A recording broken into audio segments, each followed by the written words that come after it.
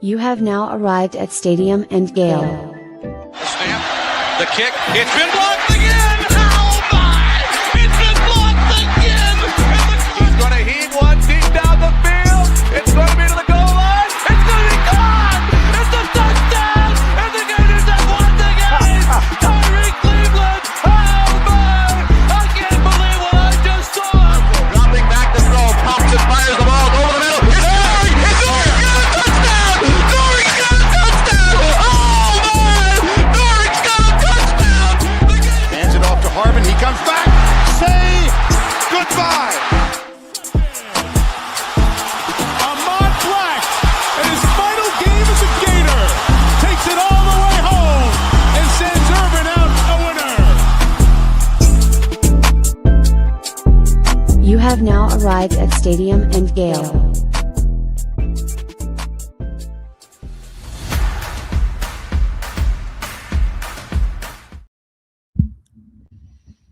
Boys and girls, ladies and gents, welcome to another episode of Stadium and Gale. It's your boy Corey. It's Dan. Delatorre. And your boy Jay Scott 25. What it do, y'all boys? What up, 2-5? Yes, sir. Same corner, same time. How was your weekend, Jordan? You start. How about that? My fault, gangster. No, you good. No, you good. There's no faults. I had a pretty good one, man. You know, I got to go and see the world a little bit. I went out to Texas and came back, and it's a nice quick trip, and I liked it. You know, I ain't been to that part of Texas before. Wacko, Texas. Yeah, Waco. Mm-hmm. Okay. Chip and Joanna. Yeah, so I was out there. Had a DJ? little fun. No, sir. Probably would have seen him up there, right? If he was there, but he wasn't in the building. But yeah, you know, it was a nice little trip up there. Got to see some good things, and Baylor got a good facility, so it was nice overall. How is Waco? Waco. Is Waco? Wait, were you on an OV? What do you mean seeing the facility? Yeah, with my cousin. Pads, you do the photo shoot? Yeah, me and my cousin. You know, I was just being a good cousin to my boy. Hey, could you imagine if he was like Lloyd Summerall's dad and he put the pads on and the Baylor fans would be like, yo, who the hell is this? Summerall dad put the pads on? Oh, the whole suit, yeah. bro. He got did a whole photo. Dog, I think he put an arm sleeve on. Yeah, all that. Accessories. All that. What was his name? Black. Big Big Dog Summerall. Big Dog Summerall, yeah. Guy was in a girdle. Had the Twitter streets on fire, bro. We told so many lies, bro. They had him in the all orange too. Oh man, he looked nuts. I can imagine. So that's why I said I need nuts. ASAP. There's no way I let my dad do that, and there's no way anybody can talk me into doing it as a dad, bro. Like, cuz I'm cool. And y'all gonna post it on socials? Nah. Not with the way the internet going these days. I cannot. Yeah, there he is. Oh, that was I told you he had the arm sleeve on. Look at him. Look at the head, man. Tripped out. Head. To be honest, though, this honestly made his life. Like he that was a bucket list of his. You feel me? He got to accomplish that, so I ain't even mad at him. Yeah, nah, that's not an accomplishment. We're not gonna do that on this show, Jordan. we're not gonna make that an accomplishment, man. How was your weekend, Dan? I was good. Played a little golf. Hung out with Sarah. We made some sourdough together, and by we, I mean she. Man. That was there. Proposed already. Yeah, I was there for the whole thing. I'm a great project manager when it comes to that kind of stuff. Not great as a doer of baking and that. So she's gotten really good at it. So it's fantastic. No, pretty relaxing, pretty chill weekend. Needed that, and then a big birthday weekend this upcoming weekend. So balance. Mm-hmm. No, the life's been balanced, man. We're good. You know? I know you're back. No. I mean, you're making bread. We're making bread last weekend, spending bread this weekend. Spending bread this weekend, getting bread at the hockey game. Yep. You know, just my life revolves around bread, as you can tell. A little puffiness in my face. Add a couple LBs, we'll lose it, you know, but I'm not gonna drop the bread. Well, we're not going on a hunger strike or anything. It'll eventually come off. Yeah, but No, it's good. It's a good weekend, man. It's good. A lot of NFL games. It's fantastic. NFL playoffs. No, let's not talk about it. Sorry. Yeah. Tough one. You know what, Corey? I am going to put my thoughts out there that I have gained a whole lot of respect for the community of Jacksonville, not just for the loss, but for the reaction. Nick, I know you're a journalist, but kind of different. The reaction that the Big J journalists had about the lady that, basically said to Liam Cohen, like, hey, keep your head up. Like, you did a good job. And I guess the Big J journalism got really mad that in 19 seconds, she, basically kind of consoled him from the press seat there. And I have a newfound respect for how much Duval came to her rescue and attacked Mark Long. So that made my day. Mark can handle it. Mark don't care. Trust me. No, Mark does not care. No, I know that. Mark is soulless, bro. He ain't worried about none of y'all tweets. Nick is muted, but sounds good. How did I get muted? I don't know. No, it's a little low. Yeah, I went and checked. I was like, 2 million impressions. Let me go look at some. He went platinum. That's a nice check. That's a nice check. I don't think he gets to keep that, or the AP takes it from him. Making people mad, bro. I'm telling you, this shit drives the most, bro. The world loves chaos. The world don't like happy stuff and stuff that's nice and joyful. No, we want the bad, the hard, and the cruel. Bro, you would have thought that she was up there for the entire press conference just talking for 19 seconds. I was like, Big J journalism's got to relax a little bit here. It's not that big of a deal. You got to keep it somewhat professional, or the presser can turn into something weird too, right? Like, true. I wouldn't be the guy to make the gripe. One more question about, hey, what could you have done better? Like, they lost the game. Like, it was a 6-minute and 17-second press conference. I don't know. It wasn't just Mark. It was more people that had, like you said, Big J journalism. I get it from a professional standpoint, but I just wouldn't be the guy to make that great. It's like bigger things to worry about, bro. It's not that serious.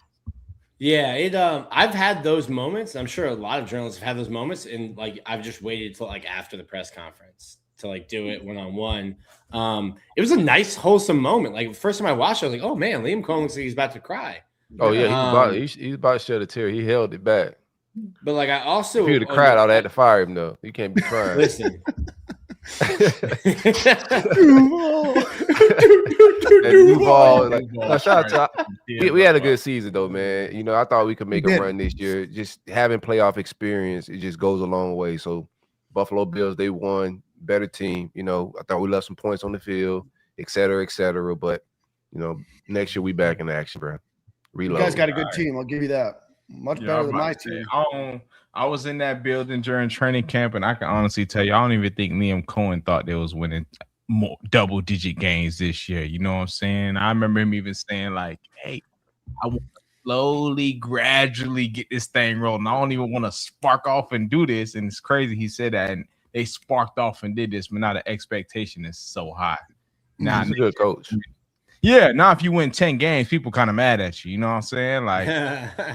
I'm being honest, but it's a good place to be, and I think honestly they surprised a lot of people, and I'm proud of them boys, man. They turned that thing around because it wasn't looking great in training camp. Obviously, everybody was new and fresh, new coaches all over the place from top to bottom, new GM, and they found a way to do it. So I think that's a team with a lot of potential, but on to bigger and better things, the orange and blue. Nick, how's your weekend? Big dad vibes. Got to so my intern was back, so he covered the game. I got to watch the basketball game Saturday. Good environment, both Tuesday and Saturday. Basketball gets 2 big wins over ranked opponents. I think they're back 19th, back in the top 25. But it was cool to get to hang out with some friends who were in town for the game. Get out from behind a computer during a game and just sit there and talk to some guys, watch some basketball. Shout out to Boogie's barber, who apparently is also Walter Clayton's barber. Yeah. Oh. Crazy to think how long you have to grow your hair to have dreads like that and then just to chop them off. But You need to chop something off. But I saw an edit of Xavier Lee bald. I saw him with who's looking like Charlie Villanueva. Whoever did the edit, whatever AI did the edit, took his eyebrows off too. Get Neil to come on next week, talk some basketball with us, man. Or I'm not gonna. One of these weeks, we gotta get Neil on. We haven't tapped in. Maybe that's Neil's been traveling too. He's been all over. Neil's busy. Traveling man.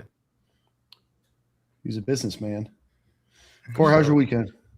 Solid, man. A lot of dad action. You know, e-bike repairs and parts.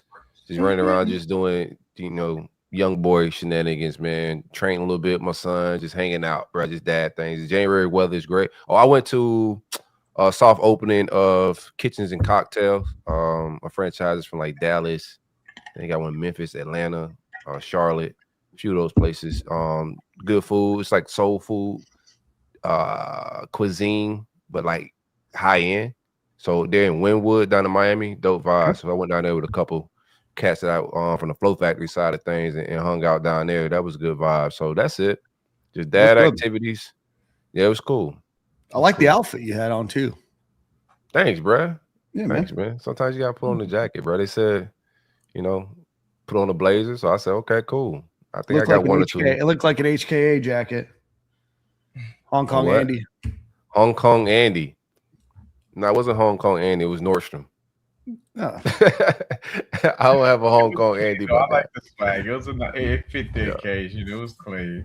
No, it was a nice jacket. Looked good. Looked good. But it wasn't Dan's 1,000 thread count Egyptian. No, it wasn't Hong Kong Andy, bro. It wasn't.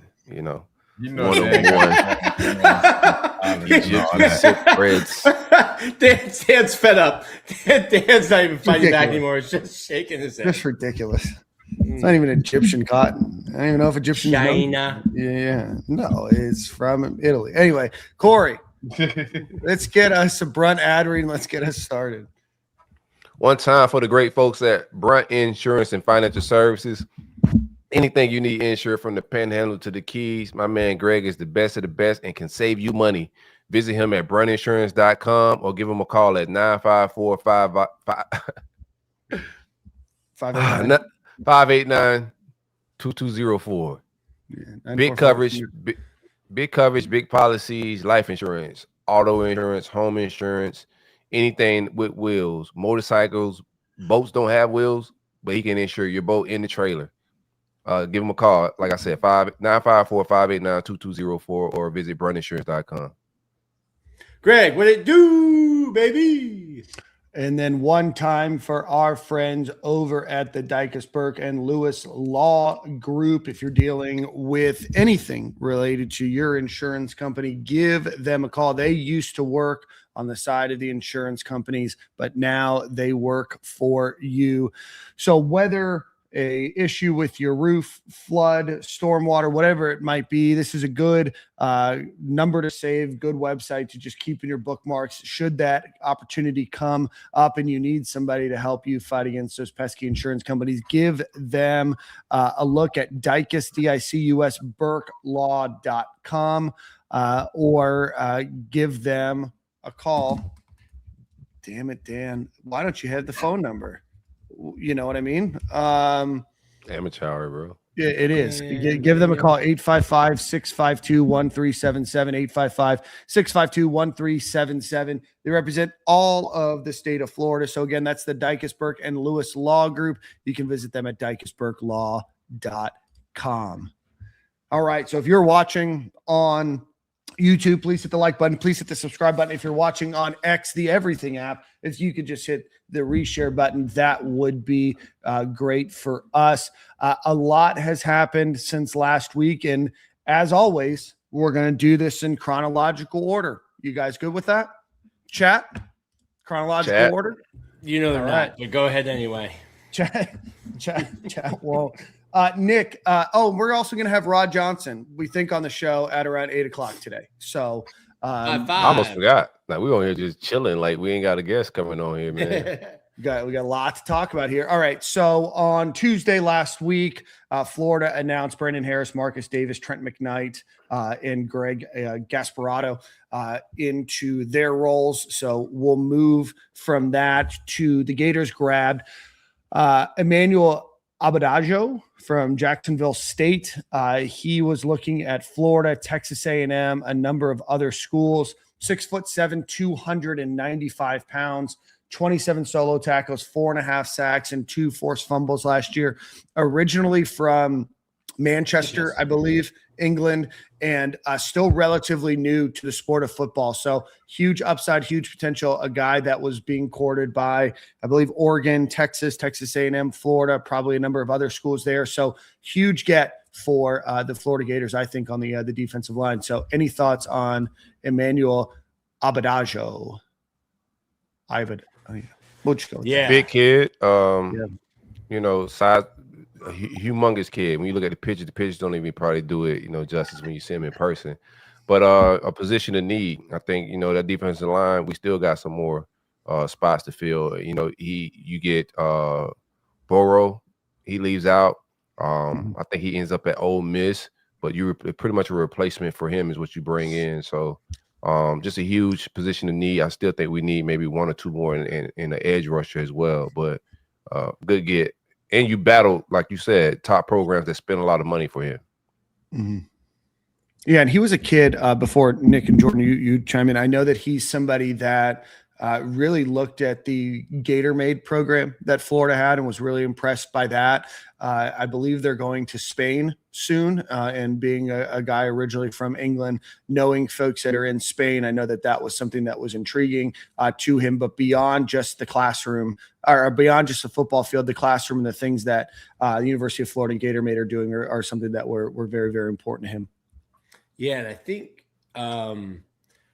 his parents still live in Manchester. I think this is his last year of I think he only has 1 year of eligibility. And I'll double check.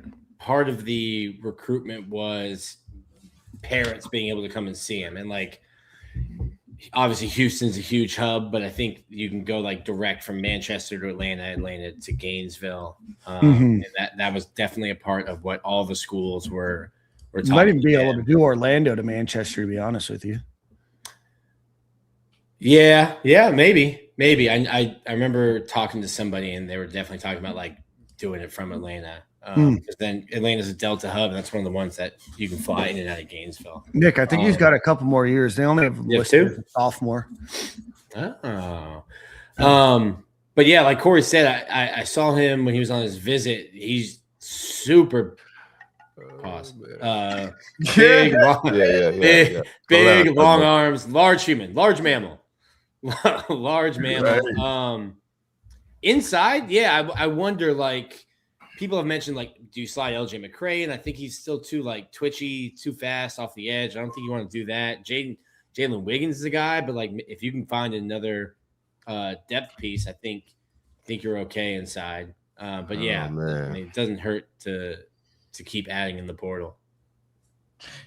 Yeah, man, I feel like just obviously, I think just us going the international route kind of can help us out in a lot of ways, right? If it's any talent coming from that side of town, I think with him doing well, I think that'll kind of open up the gate for that and kind of, put us. The last guys didn't do well.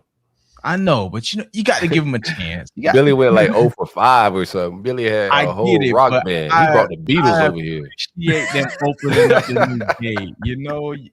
It's only bringing more notoriety and more publicity to the school. No, I like it. Yeah, it wins in that way. You got to know that you gambling with these kids, right? They probably played football for probably 3-4 years, maybe 5.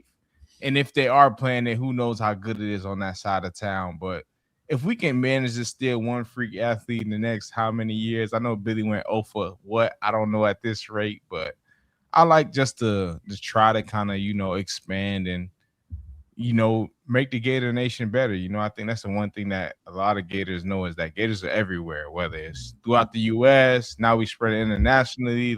We got to be able to. That's a key point in being a Gator. We all over the place. So I like to get. Obviously, the kid's a freak of nature. He's gonna find a way to make plays. I think with us having a head coach that's a defensive guy, and a former linebacker. I think he'll find ways to make him be productive and make him be real physical. So I'm not mad with that get though overall. I like that one.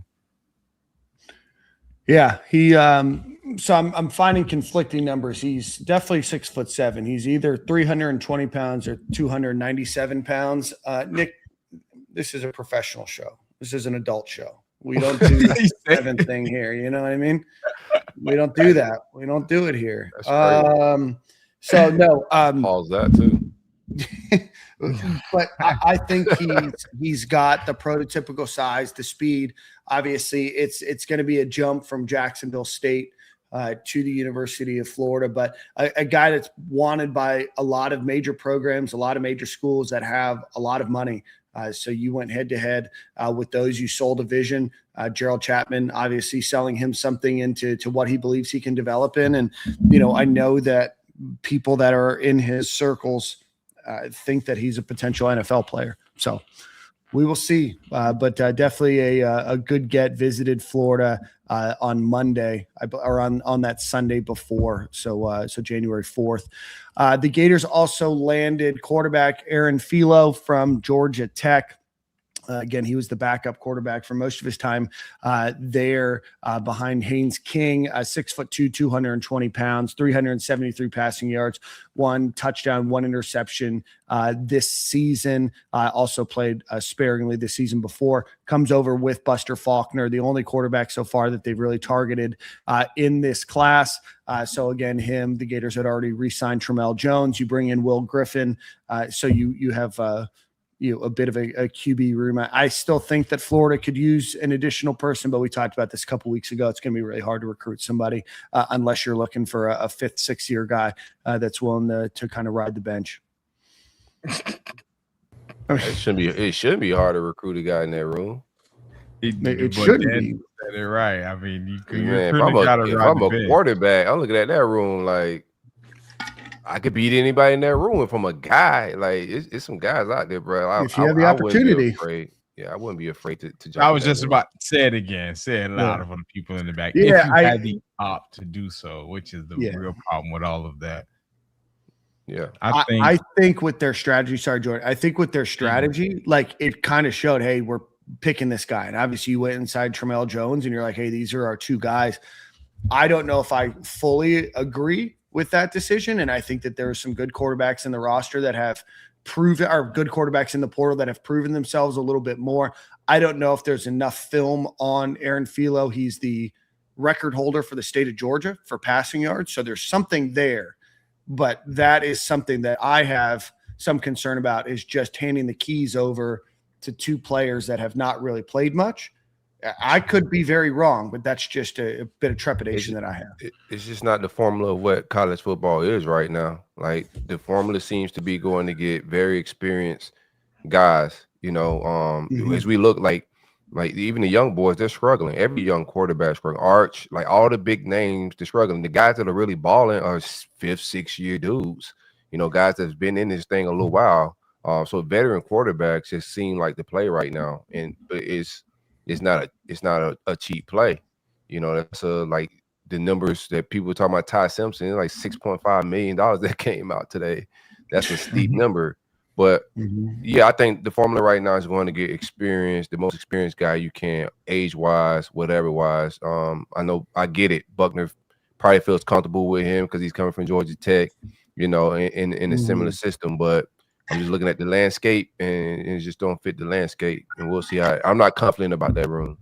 Yeah, that's the one thing too that I don't know, because like what you've watched, like I don't even know I don't know what the offense is going to look like. You know what I mean? Right. Because they've clearly said like, hey, it's not going to be what you ran at Georgia Tech. They're running that at Georgia Tech because that's what Haynes King could do. So like I don't even know what the offense is. Like there's definitely familiarity, like you said, because he coached we've seen him play a little bit, so there's some sample sizes of how he called plays with Philo out there.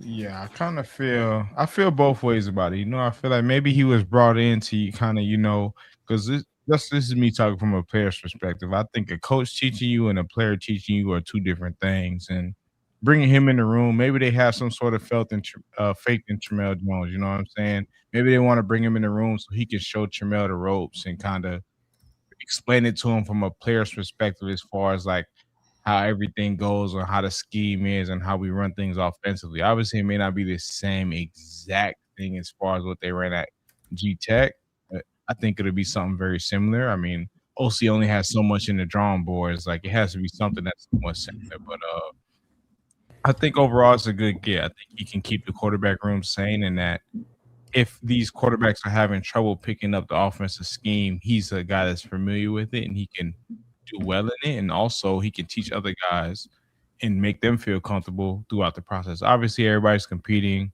but I feel like at the same time, if you watching another player be able to do it and explain it and show it, it makes you feel more confidence in that you can understand it as well. So I think coming in the room kind of fizzles everything out and kind of gets more of the other quarterbacks a little bit on their toes because they feel like they might lose their starting job, but obviously get them some comfortability in that, feeling like, hey, it's a guy that's my age or possibly, you know, on my same playing level that's doing it and firing off at a good angle. So I think that's a good grab in that regard. Yeah. So I guess we'll see. A guy that Buster Faulkner obviously wanted to bring over with him, and he does. So that's Aaron Philo. That is going to be joining the Gators at quarterback. We're going to go slightly out of chronological order because the Gators did just get a new commitment from UCLA defensive back Kanye Clark. Has 3 years of eligibility, has played in 16 games, started 2, has recorded 22 tackles, 1 tackle for loss, 1 forced fumble, and 2 pass breakups. And so he was a former UCLA walk-on, earned a scholarship in 2024, is ranked as the number 51 safety in the transfer portal by On3. So probably a depth piece there. The Gators needed some depth with all of the losses that they've had. But again, the Gators are going to add UCLA defensive back Kanye Clark. Listed at safety, but more of a nickel. Yeah, more of a nickel. I think he only started 2 games and both were at nickel. You look at that room, I still think that the DB room is probably a little thin, especially considering if a guy goes down. I mean, I like getting Jafari Flowers back, obviously Cormani, Dede. But yeah, I think you need to continue to add in that room. And probably specifically guys that can play inside. Yeah. Yeah, I think I agree with that, man. I think we got some good guys up front. You know, we had some freshmen last year that got to get some playing time and kind of get some burn and some experience in the SEC. So at this point, you're hoping that those guys will develop and we can kind of just plug in some guys behind them to kind of fill in their shoes that they kind of did last year. And not sure who and where that will be. I'm sure as being the Florida Gators, we have tons of options. And if we throw a name out to a certain player, they'll come in a heartbeat. And I think that's probably the problem with this staff right now, is in that they don't really want to throw out just offers to anybody because everybody will commit to the University of Florida. They want to make sure the money's right. They want to make sure the player's right. That fits their, you know, mold and build to what this identity of our team wants to be this coming season. Yeah, I don't know enough about him to have a well-formulated opinion. Yeah, same. I think he's a depth piece. So, yep. All right. So Kanye Clark, welcome. Going back to last Tuesday, January 6th, Gators re-signed running back Jaden Baugh, who is, again, going to probably enter the season as a potential All-American candidate, definitely an All-SEC candidate. But the Gators leading running back, first Gator since I believe Kelvin Taylor, correct, to rush for 1,000 yards in a season, and he's back for probably his final season at the University of Florida. But a great get for John Summerall and for the staff there for the Florida Gators and Florida Victorious, of course. Well, not for Texas. Not for Texas, who reported that he was definitely going in the portal. Yeah, dude, they were wrong on him, on Dallas Wilson, and then Chip Brown said that there's a lot of schools that are violating the $20.5 million. And then they signed Cam Cole. Yeah. Yeah, and then somebody else today said Texas is going to have a $40 million. It's just a rough week to be Chip Brown on the internet. I know why he went private now. Bro, that one was funny. If you're ever wrong, just go to Europe. You know what I mean? Don't make your account private. For a writer that covers Texas, to like cry poor and to be like, oh, what do you mean? We can't. Other schools are spending more than $20.5 million. My guy, your recruiting weekends, they've got 30 Ferraris lining the driveway, walking into the facility. What are we talking about? Don't pretend like Texas isn't spending money just because you like lost out. Like, you're gonna lose recruiting battles in the portal and in high school, but at the University of Texas, to cover them and to be like, oh, other teams are cheating by paying. Okay. Jaden Ball, thoughts? Thought there'd be some more excitement here. No, great. It's been so long. We got to start doing. I was letting everybody get it off first. I was gonna go last. Sorry. Your spot. Yeah, no, good. You never entered the portal, but that elephant was in the room the entire time. We've all been discussing: is he gonna go? There was no declaration if he was coming back. So just a good get, man. Best player on offense, you bring him back.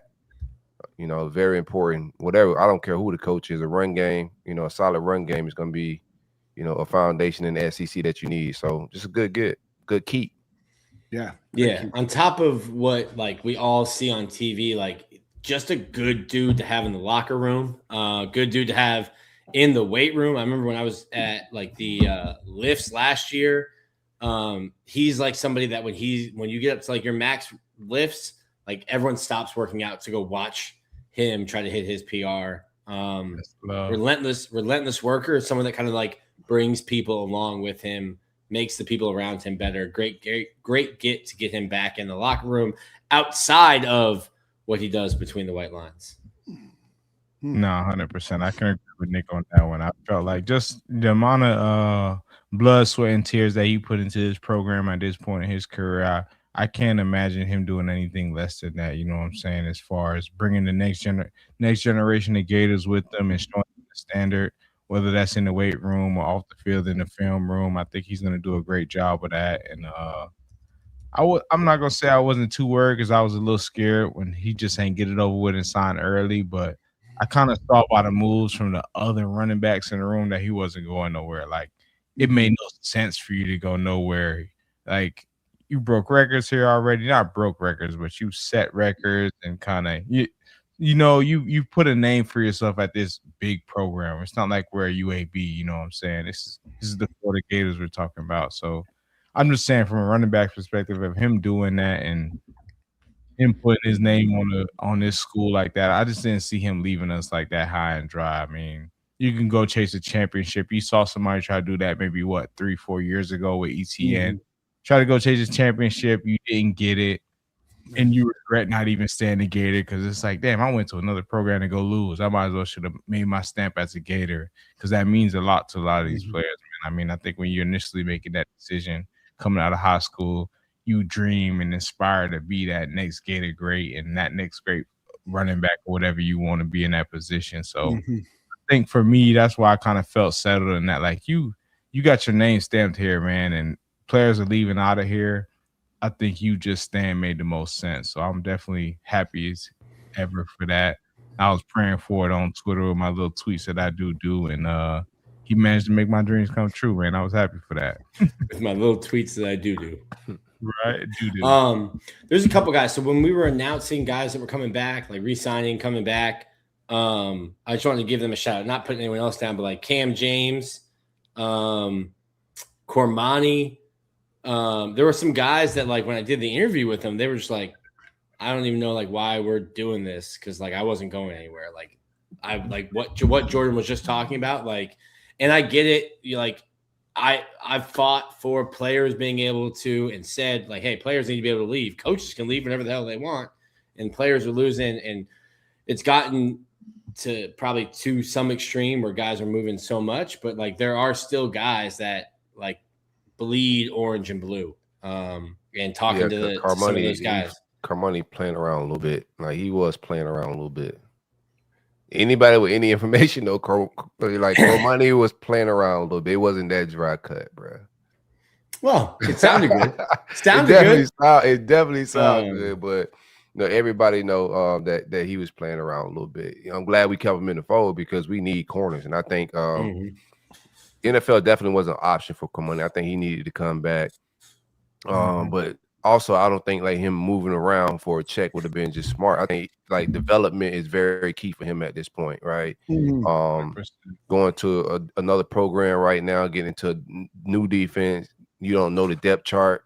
I think the easiest way for you to start or get a lot of reps is right here in this Gator defense, and leaving for a little bit more money somewhere else and risk playing time, risk your development. It just didn't make sense. But it wasn't dry cut with him. I'm glad he's a Gator though. But who wasn't playing around? If you're really being honest, I mean, in this day and age, you don't even just the game to play around. I'm about to say you don't even have to be wanting to be playing around as a player. It's like that thing just come to your phone in your face. It's like it's hard for me to deny it. You feel me? So trap. Right. It's like it's literally a thirst trap. Like you couldn't said it any better, bro. It's like I don't blame these kids. I'm not saying that like scrolling Discovery on Instagram, man. Really, like your algorithm all messed up. It's full of the wrong things. I mean, Florida, I feel like I can say this now. I won't use the player's name, but Florida, one of the players on Florida that they re-signed, Stanford reached out with a $2 million offer. Like, that's really hard to turn down. $2 million. That person's not making $2 million at the University of Florida. That's really hard with a Stanford degree, right? So it only takes one school to go after you to start getting your ears percolating a little bit to say, oh, maybe I need to see what else is out there, right? It happened last year with DeAndre Robinson, right? Now DeAndre Robinson's on another school. He's that back. boy don't care. That boy was gonna check that bag, boy. You got some more money? Out of here. Yeah, I don't. Boy, play for anybody. He don't care, man.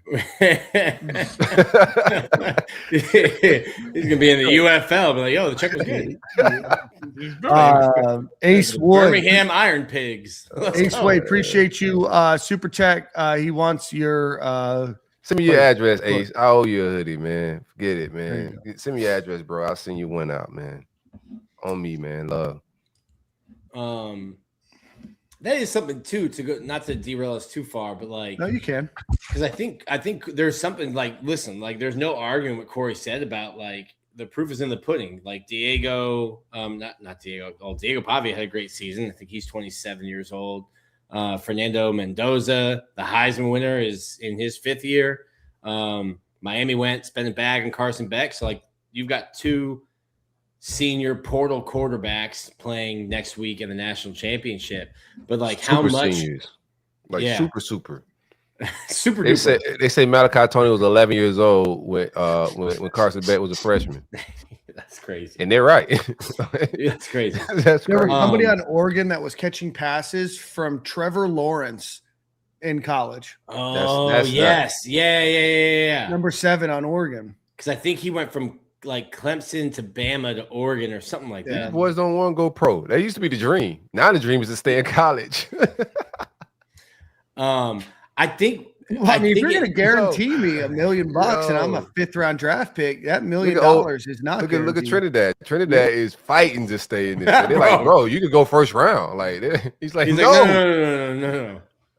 He's like, do you know how they treat me here? Why not? I mean, if I can guarantee that bread, it probably already is, but I think it's going to affect the development of players. Like, because there's one thing, like they'll say to Jordan, like, "Hey, you played for 3 running back coaches. You got a bunch of different perspectives." You're like, "Yeah, cool." Would have been dope having one coach for the 3 years I was there, staying in one program and developing. Definitely gonna suffer.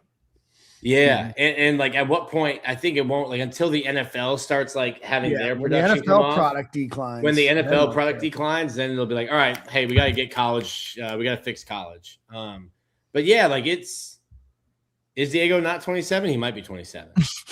He might be. Yeah, he might be. I think he would have served in the military. He did a Mormon mission. 23, almost 24. Mormon mission. Diego Pavia turns 24 next month. Same thing. He did a tour overseas, then came back and played football. Oh my God. All right. So that's huge news, Jaden Ball. Before we get to the next huge sign, and that's going to be the end of the fabulous five, I want to give a quick shout out to our friends over at Game Time Sidekicks. Go visit GameTimeSidekicks.com. Get a really cool cup like this one, basketball national champions. Or this is golf. I'm sorry. Golf national champions. You got the UF one, the one Nick's got. Corey's got one over there as well. Go visit Game Time Sidekicks. Going to keep your hot drinks hot, your cold drinks cold. Support a Gator fan living in Knoxville, Tennessee, doing his best to fight off that ugly orange over there in Knoxville. Tyler runs an unbelievable company. You'll find great products, great prices, and use promo code STADIUM15 at checkout. You get 15% off of your order. Again, GameTimeSidekicks.com, promo code STADIUM15. All right, so the news of Jaden Ball hit the timeline the afternoon of the 6th. We're moving to January 7th, and Jaden Woods had announced that he is going to withdraw from the transfer portal and was going to return to Florida, which allows them to keep who, in my opinion, were five of the most important Gators that they needed to keep: Jaden Woods, Jaden Ball, Dallas Wilson, Eugene Wilson, or Miles Graham, and Vernell Brown III. So again, Chip Brown there. Yeah, sorry about that. So Jaden Woods announced that he's going to come back, a guy that we were all spoke very highly of. We had the chance to hang out with him before the season started when we did our Independent Gator Media Day, and we also had him on the show back last spring as well.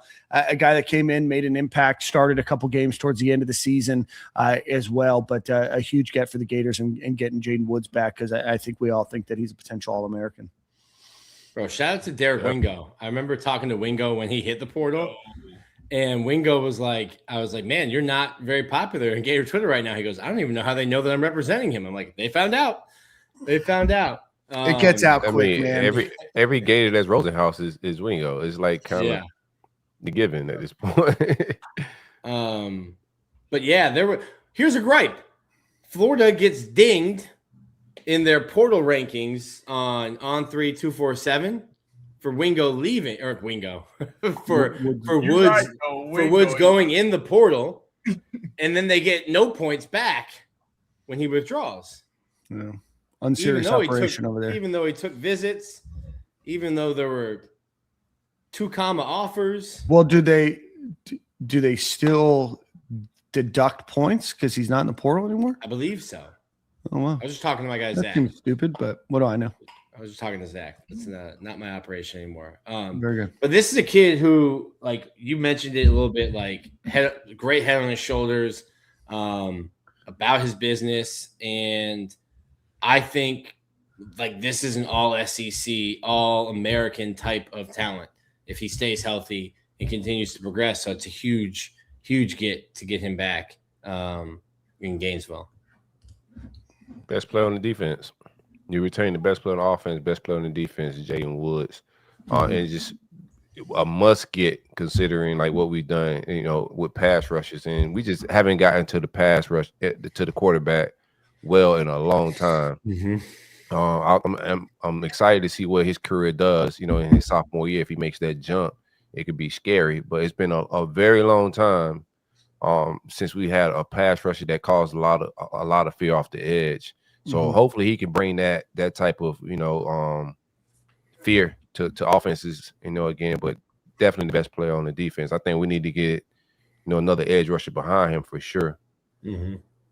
Sapp a little bit last year. He had a good year, but like probably back to John Grenard, like the 1 year he had. Sapp, I got a lot of respect for Sapp, but he didn't scare any quarterbacks, bro.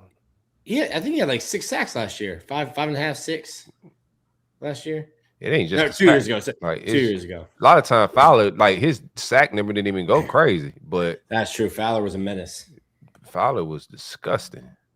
Grenard was one too. Grenard was definitely nice. Grenard had like 8.5, 9 sacks. Yeah. He was a problem. Grenard was nasty for sure. Yeah. For sure. I mean, Polite had that 1 year as well, like you said. Like I'm about to say don't forget about Jakai too. But I mean, you got to also think we went a whole season without Caleb Banks, and I think a lot of people often forget how complimentary football is as far as like everybody playing together. You can't have a great pass rusher without a great D tackle collapse in the pocket and making that edge rusher be able to bend that corner to get that quarterback. So I think we were missing a lot of that this year, which is why we had the low production as far as the sacks came. And I think we should maybe do some big things this year. You know, like you said, Jaden Woods coming back, and maybe we can land 1 or 2 more guys. I don't know who's all left in the portal or who all is brewing up over there on the D-line already. Maybe got some sleepers.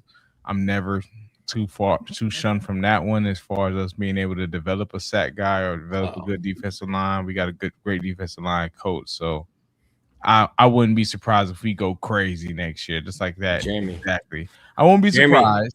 Jeremy's on that Nick Del Torre, George Gums preseason pack right there. Just throwing out numbers. That's what we got to do at this. I like Gums, but we lied about Gums. For the star. Yeah. We lied a little bit about Gums. Yeah. Did I lie about Betts though? I don't want to go there, but we should go there. No, I like Betts. I like Betts. Y'all don't like Betts? He's back.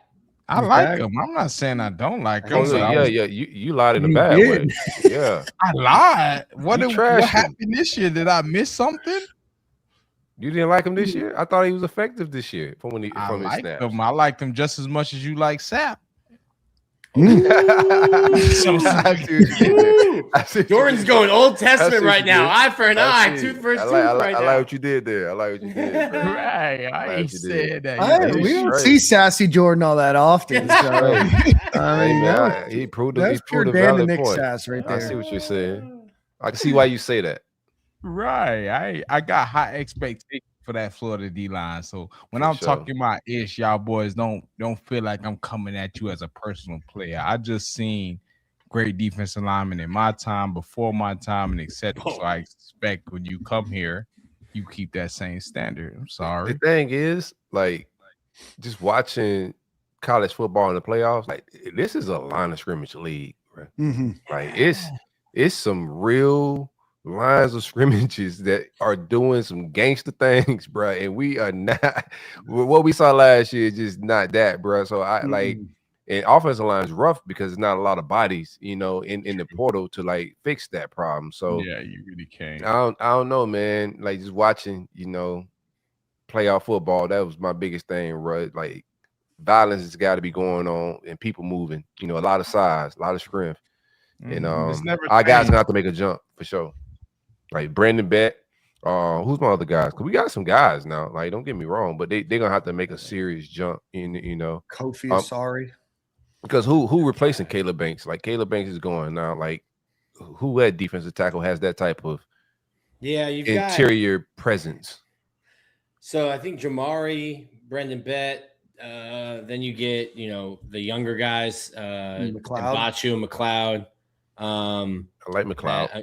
McLeod blew up a piece last year. He got right. Yeah, I like McLeod.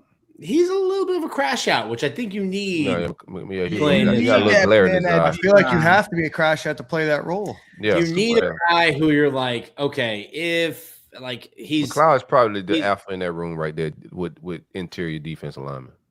Right. Yeah. So I like Mbachu too, but I like McLeod a little bit more. What do you say? We saw McLeod a lot more than we saw Mbachu.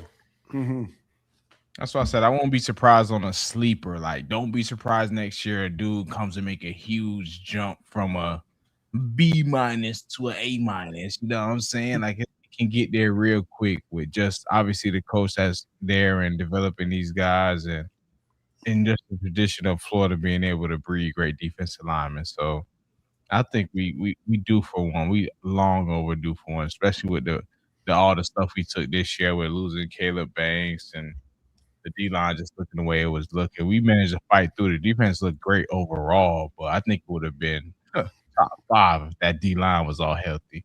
Like I told y'all all season, man. Tell Caleb Banks I miss him. For real. Miss him, bro. Yeah, we're going to need to see some big development this offseason. This is going to be a good Gerald Chapman test. There's just, I mean, I talked with Gerald Chapman in offseason, like, you know, towards the end of the season, and he this one thing he told me, like, he wish he could raise the floor on the talent level a little bit, and that ain't gonna happen. And it wasn't just, I don't think he was in control. That's why I'm thinking, like, we gotta give these recruiters a break on that, because it's more involved than just out recruiting another team and selling the program and position, bro. Like be able to raise the floor. Sometimes you got to raise the dollar amount, and you don't know what the coach is allotting towards which room. This is different staff, so who knows? But you don't know what the head guy, what he's allowing, money wise per room. So one of the things, that I know he was talking about just raising the floor to talent. So I'm gonna be watching just to see how that may change. This was a transition year. I don't know what the roster may look like next year when we got more time to evaluate the country. Right now, you're on the fly trying to put together, this transition class. So like, it's hard to evaluate and upgrade a lot of positions. So we'll see. But I do know we thought it was good. That's when I complimented him on the talent of the room. He said, to be honest, I wish the floor was higher. Interesting. I can agree with that, but at the same time, I feel like, what I don't know about. I ain't too deep in it, but who was in this transfer portal class as far as D tackle, D line, D end was a guy who was like a must get that we missed. There's not a lot. Exactly. That's why it's so hard to build that part in your transfer. It's not a lot. You just gotta it's a few in the country, regardless. Like bona fide elite defensive tackle is not gonna be a lot. So the ones that do hit the portal, they it's competition. It turns into a bidding war quick. Once Texas Tech and some of them get involved, bro, you got to decide what type of money you trying to spend. And that's a premium position. It reminded me of Lucas Simmons, the guy that went to Ohio State, that everybody thought that Florida was going to get him out of San Diego State. And then he went to visit Ohio State first. Florida was going to be second. Yeah. Ohio State just said, we're going to keep you here, right? We're going to pay you whatever you need to. And now he was a first-round NFL draft pick playing in the NFL. So those positions are just so hard because everybody's looking for that space-eating defensive tackle that's been proven, that left tackle, that right tackle, that proven guard. And now you have bodies. You just need to elevate those flashes that you saw into pure production throughout the entire season, not just when they're coming in the third quarter, fourth quarter against a guy that's tired. Now it's, can they do it and sustain it all year? That's why DeAndre Robinson is entering the portal every semester, because he needs a D tackle. He's like, hey, somebody gonna give me a lot of money, man, just for being big. Just for being big as hell. What's our defensive tackle who's way down on the depth chart? He just went to Carolina, got a nice little bag. He probably got DeAndre bag. Oh, Greg Smith, the guy we had on the show, right? Not Greg Smith, the D tackle we just had leave. We had him on the show. I think he came from Charlotte. No, not Charlotte. He came from him on the show. Who's the defensive tackle? The big monster. Looks good getting off the bus. What's his name, Nick? Oh, Tavoris Brown. Tavoris Brown. Yeah. You kept saying big, and I was thinking like Stephon Shivers big. Tavoris Brown is like all NBA power forward. For sure. He's like 6'8" or something crazy. Who was that other D lineman we had on the pod? That was DeAndre. Fleazy. DeAndre Robinson. He left. He left and went not to North long Carolina. After we chatted with him for DJ. He's back in the portal. Yeah, he just went back in the portal. Back in the portal. Yeah. That boy, he came to us from the portal. Well, he signed with Texas at first. He signed with Texas, got out of that, came to Florida, then he went to Carolina. Now he back in something, but he left with something. Yeah. That boy, I'm telling you, he'll play for anybody. Long as that money. Bro, right. He's on the Plies remix. Ran off on the plug thrice. Coach Ray Charles. Somebody asked, same glasses I got on, dog. Can't even see nothing. DeAndre, what that check say, bro? Can you write on the check though?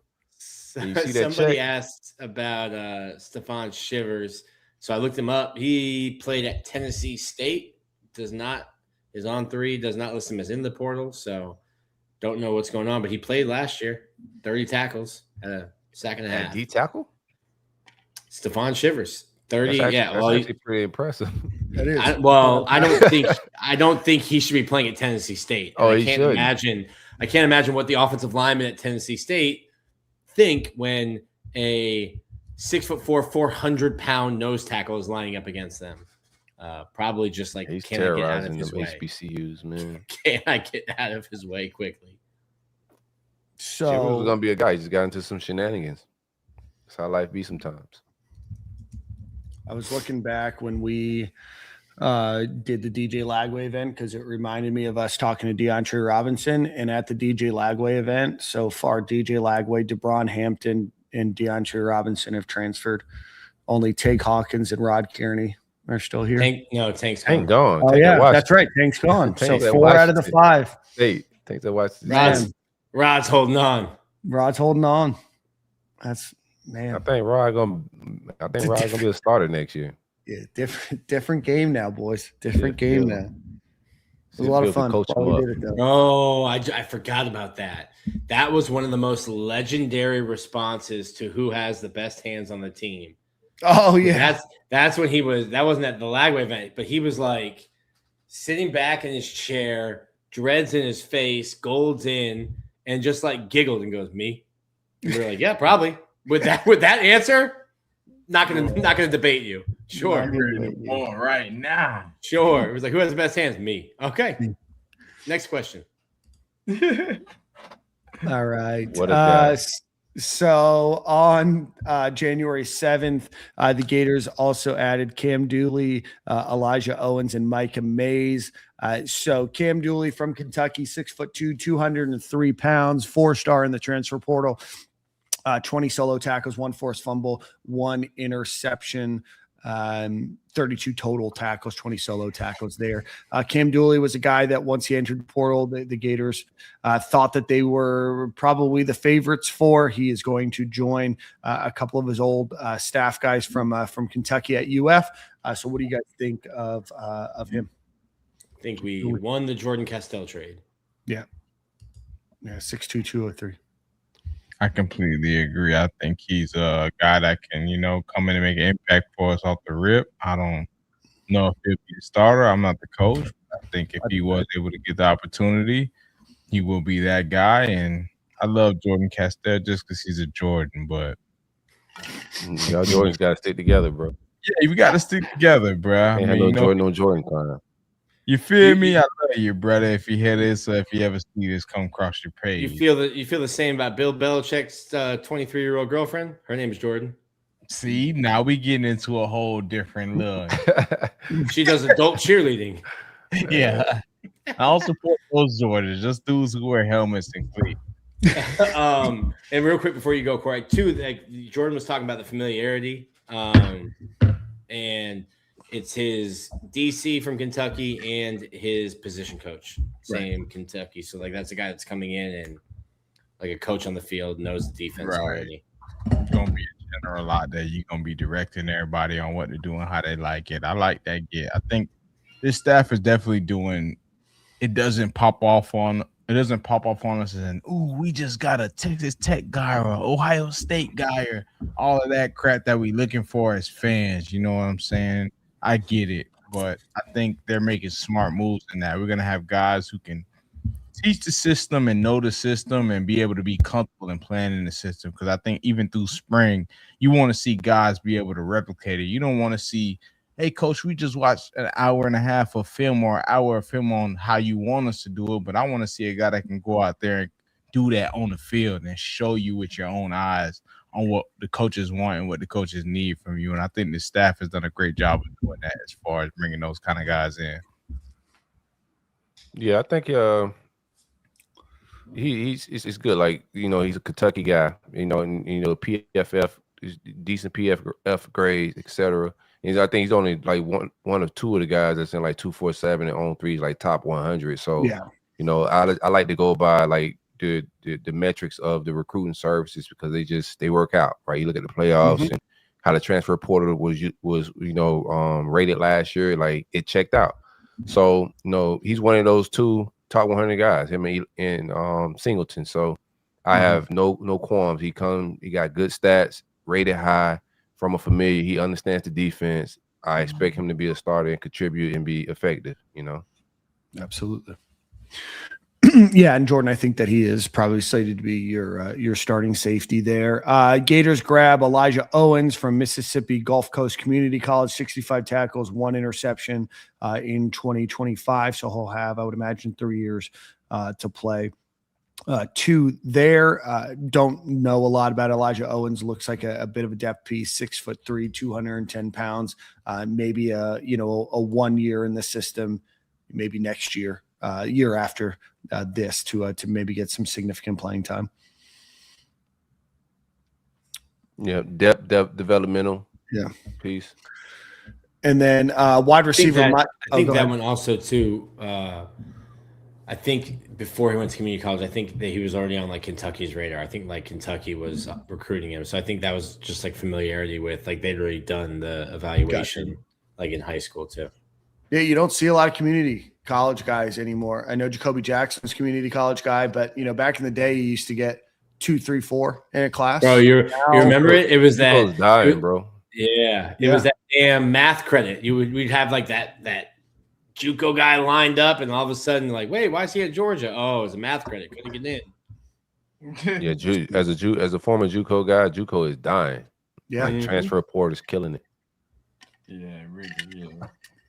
It gives a place for the guys who don't even have a home in this portal to go land somewhere, but overall, it's definitely dying as far as where it used to be. Yeah, because then you've got kind of the best D2 and then FCS guys moving up. You just don't really see, I haven't done a full study here on junior college, but I wouldn't be surprised if it's 90% less than what it used to be even 5-6 years ago. Damn, so sad. JUCO products, we used to call them out the mud if they made it to the league. You got it out the mud. It's jail, bro. I've been there. I already know. I had a couple homies. I had my boy, RIP. Crazy. My boy Sam Bruce, man, went to Mississippi Gulf Coast, man. He was like, bruh, I tell you, no lie. He said St. Thomas looked better than this. For sure. Right? It's the projects, bro. Like, you really out there and you with a lot of misfits. Like, I'm gonna be real. So it'll be the school I went to was a lot of D1 players that just didn't have grades, got kicked out of school, like kicked off the team. I won't say out of school, kicked off the team, or maybe kicked out of school. A bad background. So you up there with some. I was a choir boy compared to the guys I was up there with. I already know it's like, a mixture of both of them, though. You got black and mild smoke hitting the air in the locker room at halftime. For sure. If you want to see what it's like, Last Chance U followed a couple community colleges for a couple years. That's where that Jason Brown coach that just he goes off the deep end on Twitter. I don't know, every couple weeks, couple months. I know him and Corey, or maybe him and one of his other co-hosts got after it one time years ago. Oh, you were fighting Coach Jason Brown? No, I still got it. I got it. Like, he was in my DM, so I had to fake Florida State when when I used to do the Miami Herald. I put out a tweet saying that R.I.P. Miami Herald. I said Willie Taggart had hired Jason Brown to be the new offensive coordinator. He hit me up and said, "Are you serious? Did I get the job?" And then he was like, "Bro, you got players calling me, my recruits, so hit me up, trying to decommit because you got this tweet out. Can you take it down?" "No, sir, I can't. I'm sorry." I'll take it up. Sir, have you seen the engagement? Team. No, sir. I'll take this tweet has went platinum, sir. I cannot take this down. Bro, that is unreal, bro. What a time to be alive. Can you imagine him thinking that he shared it too? Like, guys, this is not real. Bruh, I wish I was on Twitter when you was acting crazy like this. I was never really. You was playing, bro. It was incredible. Yeah, I was never really. I'm still not. You feel? I'm still not fully in it, but like, dude, I would have been literally crying if I would have seen that and just known the logistics of everything and knowing that he's not the really. The picture I used for him to get the job was him in the hot tub with a cigar. It was serious, man. The internet was just incredible. Yeah, it used to be a wholesome place, man. It's not the same, and it's not just because the Twitter's just not the same. Those are some golden days, man. Some golden days of the internet. Now everybody just acts fucking AI Twitter. What's that shit called? Yeah. Oh, yeah. Corey would post it, and somebody be like, "At Grok, is this true?" And it's like, what? You letting that motherfucker tell you if it's true or not? Oh my gosh! All right, Grok Gator, two different truths, within an hour, bro. Like, it don't care what it tell you, bro. Oh my gosh! All right, so Gators grab wide receiver Micah Mays from Wake Forest, 6'2", 296 pounds, 18 receptions, 302 yards, 2 touchdowns. I know you need depth, and I guess he's a depth guy, but I don't see this one as maybe some others. But no, I think he's as I'm just familiar with him, right? Yeah. Local kid, 5'6" guy. Great pedigree. Definitely got track speed, top end speed. He was like wide receiver 4 at Wake Forest, but a lot of ability there. If you're losing, our wide receiver 4 was Aiden Mazzell. I think they're very comparable, but he's more durable, bigger, a little bit stronger. But as far as like track speed, top end speed, he's gonna bring that to the table. And like his dad, his uncle used to train me when I was a kid. Is his dad was in the NFL or his dad? Dad, okay. His dad played at Bama for a little bit. His dad was a quarterback. So his dad, Blake Mays?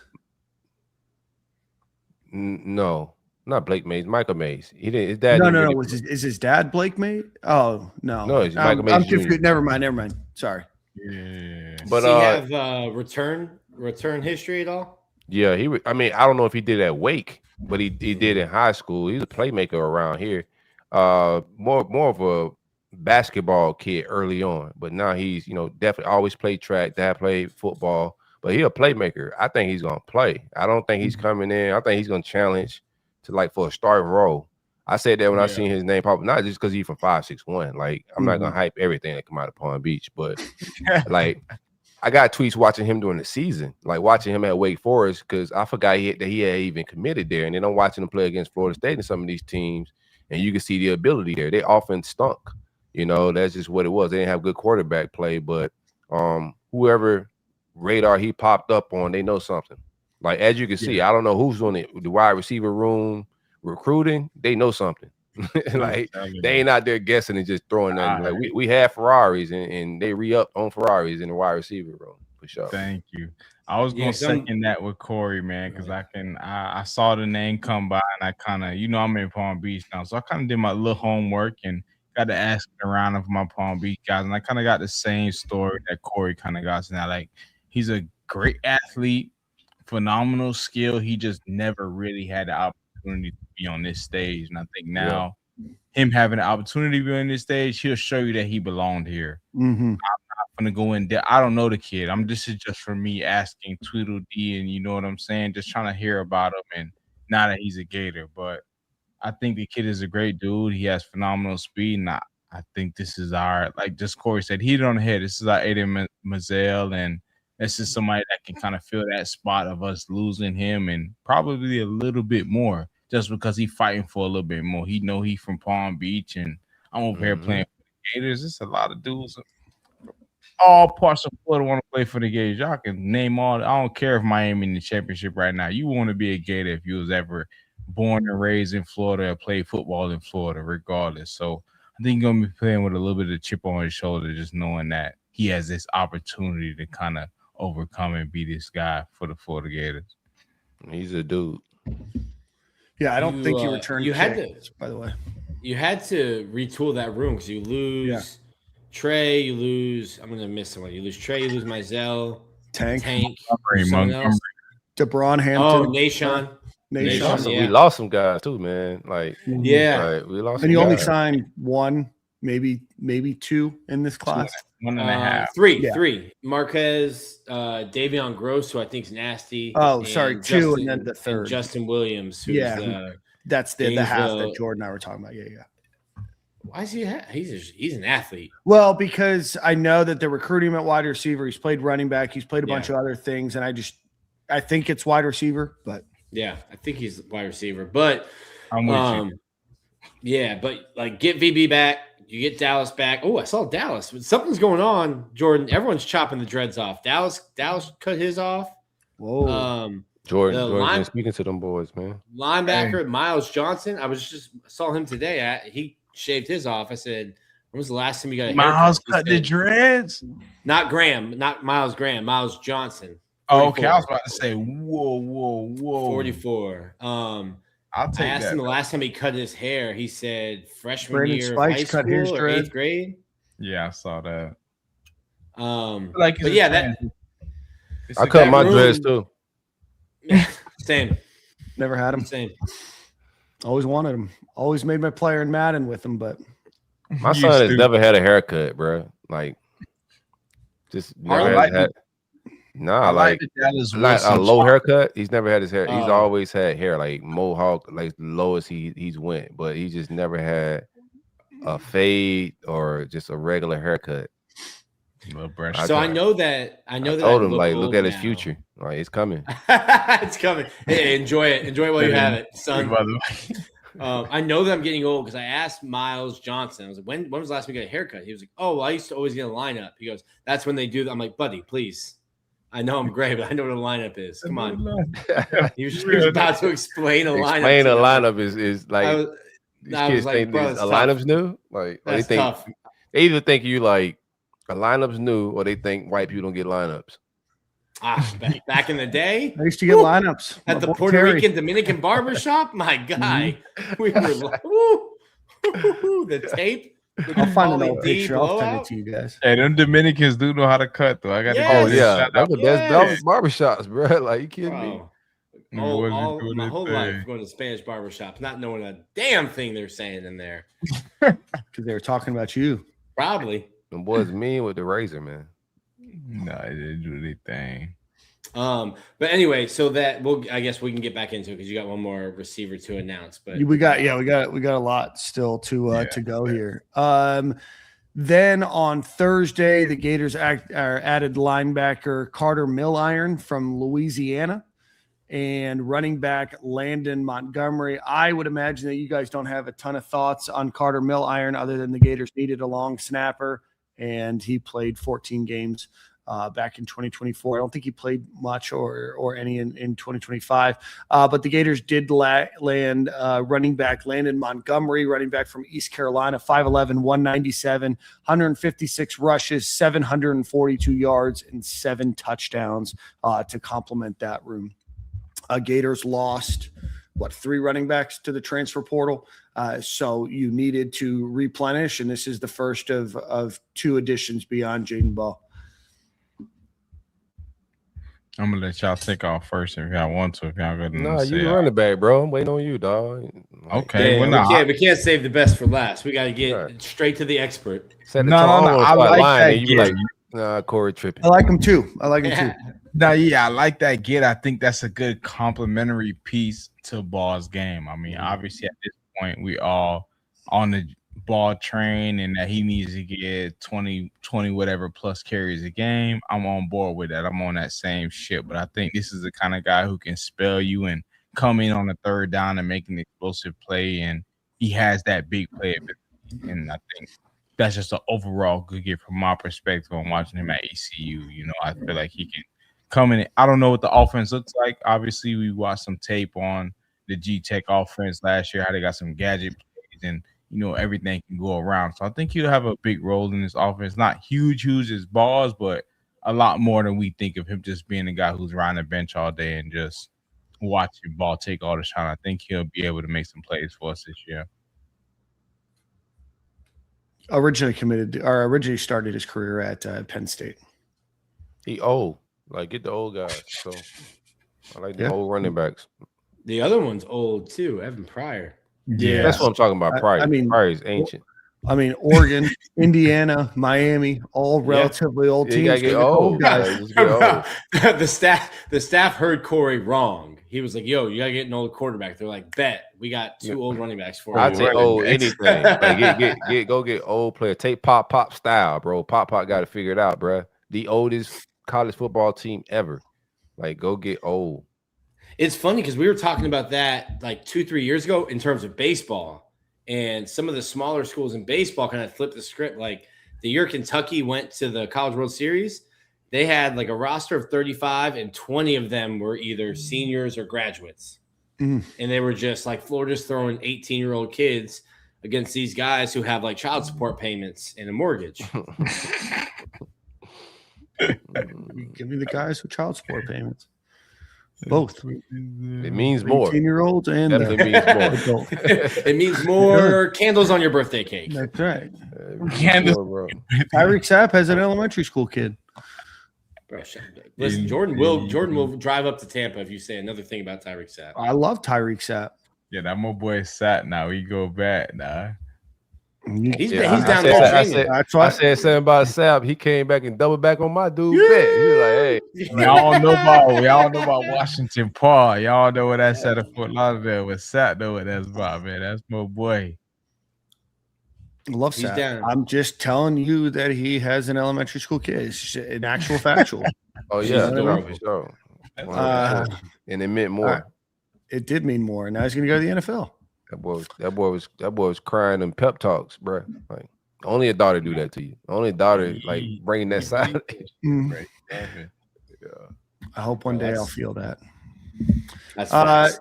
The Gators on Friday. Actually, quick ad read. Go. My bad, bro. Sushi. Sushi. We're talking. Cook sushi's terrible. We're in listening company here, Corey. Jeez Louise. All right. So one time. I'm gonna die again. One time for our friends over at Home Field Apparel. Go visit homefieldapparel.com. Use promo code Stadium and Gale at checkout. Get 15% off of your order, free shipping. I'm sorry, 20% off your order and free shipping. Great products, great cotton, a ton of designs. They're always adding new stuff. For UF, they've got like 100 plus schools. They've added a couple other things NFL wise. So go check them out. Great product, longtime sponsor of the show. You guys keep buying and keep going back to them. So again, that promo code is Stadium and Gale at homefieldapparel.com.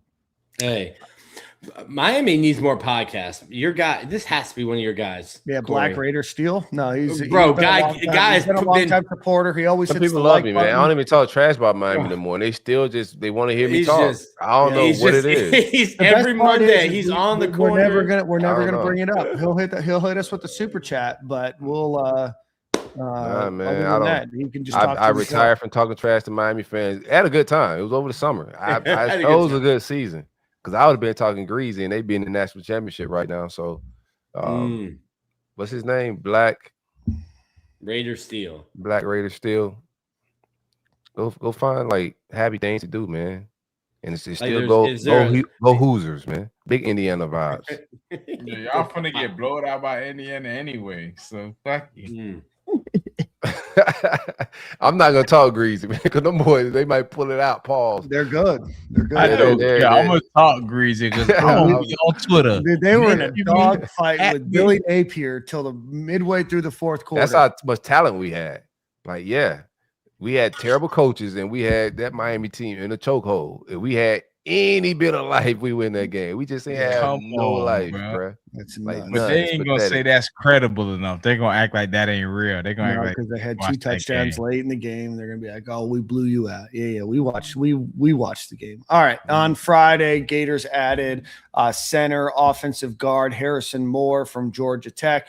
And upcoming sophomore Emeka Ujori from Stanford, who did start for them as a true freshman. Going back, Harrison Moore played in 11 games, had 9 starts, 5 at center, 4 at guard, 0 sacks allowed, and 300 pass protection snaps in 2025. 6'5", 300 pounds. So Gators needed a new center, and this is probably going to be the guy that is your new center. Interesting. I think that'll be a competition. I think that'll be a competition with. That's why I said May. Sometimes I just talk. You know, I'm banking on. So from talking with John about how he ran things at like Tulane, and I mean we'll see it, but like we don't have any proof otherwise yet. He said like he doesn't care what you're making, like NIL wise. Don't talk to me about that. Gonna play the best guys. Like when the I think Darian Mensah, who was at Duke, who transferred to Duke, got paid. I think he certainly was not the highest paid quarterback on Tulane's roster when he played him. So like I think you're just getting depth, and from talking to him, he's just gonna play whoever earns it in practice. So you have, why am I forgetting it? Jason Zandamela. You have Jason Zandamela, who has been backing up Jake Slaughter. Rod Kearney's played there. I think like last year I said it. I'm like, hey, I'm happy they moved Rod to guard. Just focus on one thing. But yeah, like if you want like a true backup center, you needed to bring somebody else in. And I think it'll be just a competition between Zandamela and Moore. Yeah, I like that competition, man. I think I'm glad they're not shunning away from being able to build in that room and that like realizing the importance in that, right? You know, just being able to have somebody who, if a guy gets hurt, that's a tough position, man. You're hitting every other play, or really every play. And we need to be able to have guys who are behind them who are ready to go and ready to compete. So I like that get. I feel like I trust in Uncle Phil and that he gonna recruit the right guys and be able to develop these guys. So I'm happy with that. And even you mentioning like Rod played center last year or was testing it out and he moved to guard, you know, just him having that ability, I like that as well, you know, being able to play multiple positions. And shoot, I don't know, Uncle Phil coach, maybe he can have one of our backup centers be a premier guard for us if we need be. Who knows? A swing lineman is a thing in the NFL. They can swing and play multiple positions. So we need a little bit of something like that. Yeah, that's what you have with the Pouncey twins too. I know that they moved from guard to center in their careers, but I know Mike Pouncey ended up playing center in the NFL. Marquise obviously went back out to guard for the Steelers there. But that combo guard, he has experience at both. And so a good depth piece, a guy with a lot of experience, a guy that, you know, is familiar with Buster Faulkner and his offense as well. But again, you needed somebody that, you know, has experience. There's a lot of talent in the room. There's a lot of, you know, there's some stars there, right? There's a, you know, number of 4 stars. Jason Zanamella was a 5-star, but not a lot of playing time in games. And now you bring a guy that didn't allow a sack in 300 snaps as a center and guard last year in pass protection there. So again, you know, some proven experience against some good defensive lines in the ACC. So, you know, again, if anything, if he's not your slated starter, then he's going to elevate the room and, you know, challenge whoever is going to start over him because he definitely comes with some great experience. Yeah. No, offensive line is tough in the portal. I do want to see, like, you know, us get better, like talent in there. So definitely tackles, but I like the interior guys. The guys that they brought in are going to definitely come in and have to battle. I think our interior dudes aren't slouches. I thought they could be coached up better. You know, even though we had 2 dudes in one room, I think Phil's going to get more out of them than both of those cats. So the interior, it's going to be a battle. I don't think those guys, just because they're even coming over from Georgia Tech, you either can move people or you can't. With offensive lines a little bit different. So we'll see what's up. 2 dudes in one room. Title. 2 dudes, 1 room.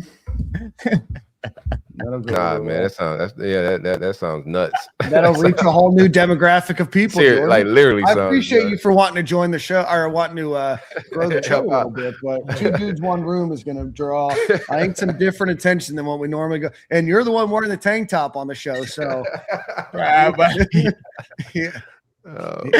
His Twitter is jscar954. His DMs are open, and he is ready. He's ready. When y'all come my DMs, let me not do that. Don't talk about coming in your DMs, Jordan. I do want whoa.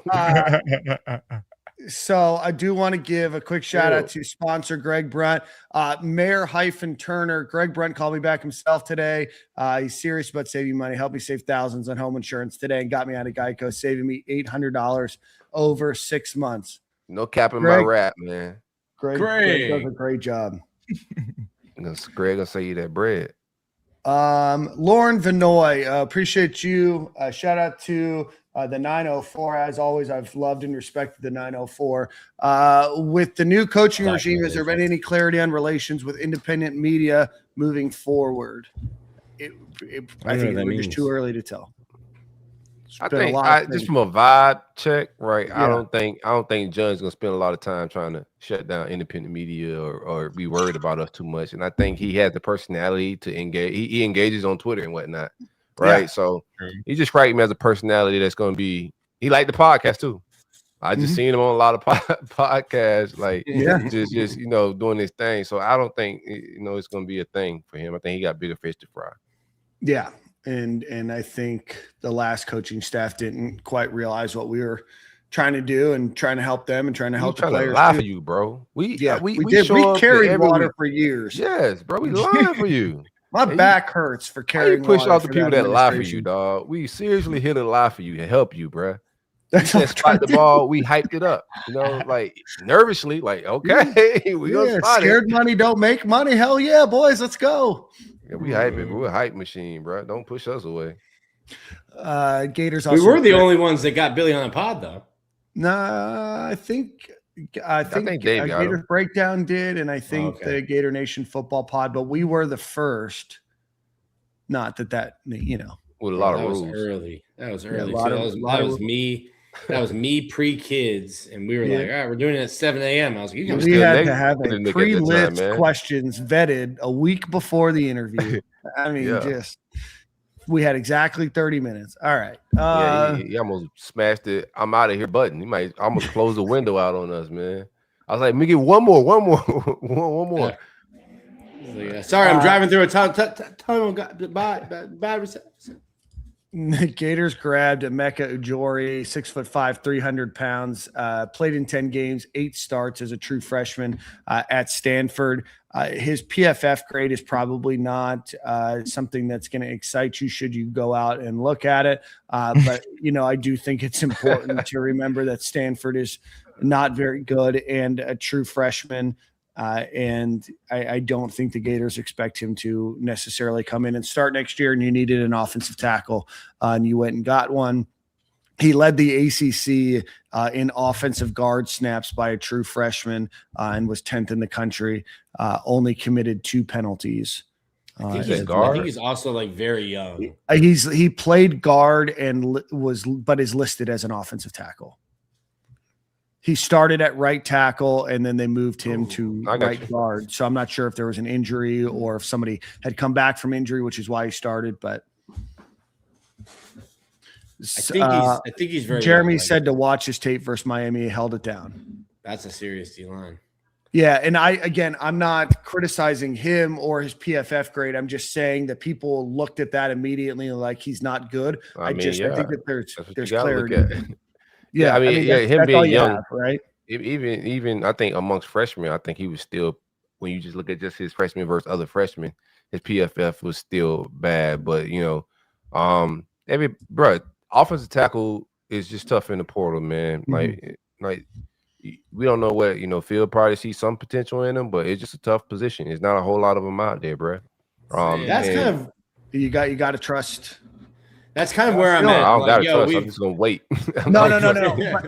I agree, Corey. You're 100% right. And I think that's all of our positions. At least that's mine and yours. I can speak for that. 100%. Jordan too. Is like we've got to see more before I immediately go jump to how great somebody is.